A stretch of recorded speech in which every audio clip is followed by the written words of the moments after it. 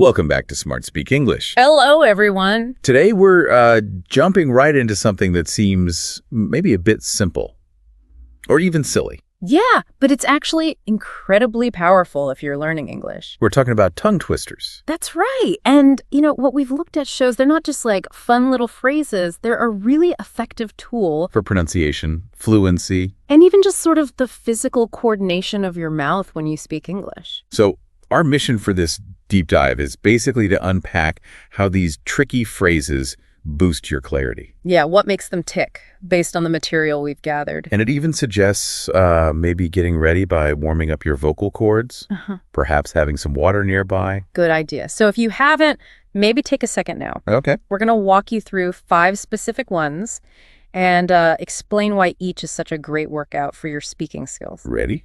Let's dive in, maybe try them along with us. All right, kicking us off is, well, it's an absolute classic. You've definitely heard it. She sells seashells by the seashore. Go on, try saying that 3 times fast. It's fantastic, this one, because it specifically hits the sh sound versus the s sound, and learning to really clearly distinguish those, especially when they're, right next to each other, that's often quite challenging for learners. Yeah, I can see that. And a really great tip is to start slow first. Yeah. Really feel the difference. Exactly. How your mouth changes position. Let's try it slowly together. Yeah. She sells shells by the seashore. Can you feel that little shift between the sh and the s? Mm-hmm. Feeling that physical movement, that's really key before you try and speed it up. Definitely. Okay, on to our second challenge. This one. Well, the material called it tough. Oh, yeah. And I get why.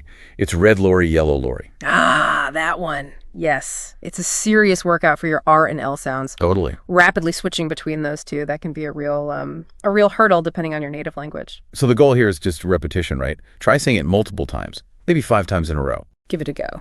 Red lorry, yellow lorry, yellow lorry. Phew, it is tricky. And it's totally okay if you stumble. Seriously. Right. Because that stumbling means your tongue is getting the workout it needs.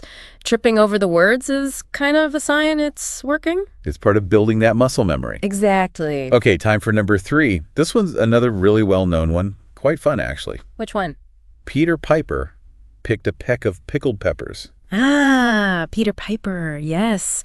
This one is great for the P sound specifically. The P. Okay. And just generally practicing plosive sounds, like P, B, T, D, K, G. Little bursts of air. Precisely, where you stop the air briefly and then release it. This one feels really satisfying when you get it right.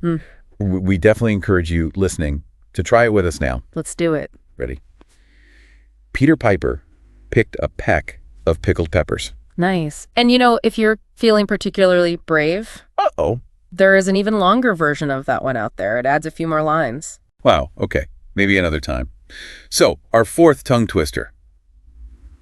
This one shifts focus a bit. How so? It's described as being more about vowel clarity. Ah, okay. I scream, you scream, we all scream for ice cream. Well, right. What's really neat here is how it helps you practice stress and rhythm in English. Listen to that clever wordplay, right? I scream versus ice cream. Yeah, it's almost identical. Almost. And getting that subtle difference clear relies a lot on nailing the vowel sounds and putting the stress in the right place. Let's try saying it together. Really focus on those vowels and the rhythm. Okay. I scream, you scream, we all scream for ice cream. You can really hear that emphasis shift, can't you? Definitely. Okay, finally, number 5 on our list. This one's a bit longer. Yeah, the material definitely highlighted that, but said it's incredibly helpful for overall fluency. It is. It's Betty Butter bought some butter, but she said the butter's bitter. Whoa, yeah, okay, and it keeps going from there, doesn't it? It does. There's more about buying better butter to make the bitter butter better. Huh. Okay. And because it is longer, it trains both your ear and your mouth, not just on specific sounds like the B and T, Right. but also on smoothly connecting words together, handling those longer sentences without, losing your place or your clarity. Builds up that stamina for connected speech. Exactly. Stamina is a good word for it. And a practical tip for this one, something we found helpful, is maybe pause it. Write it down even. Break it down. And practice line by line before you try to string the whole thing together. Good advice. Makes it less daunting. So there we have it.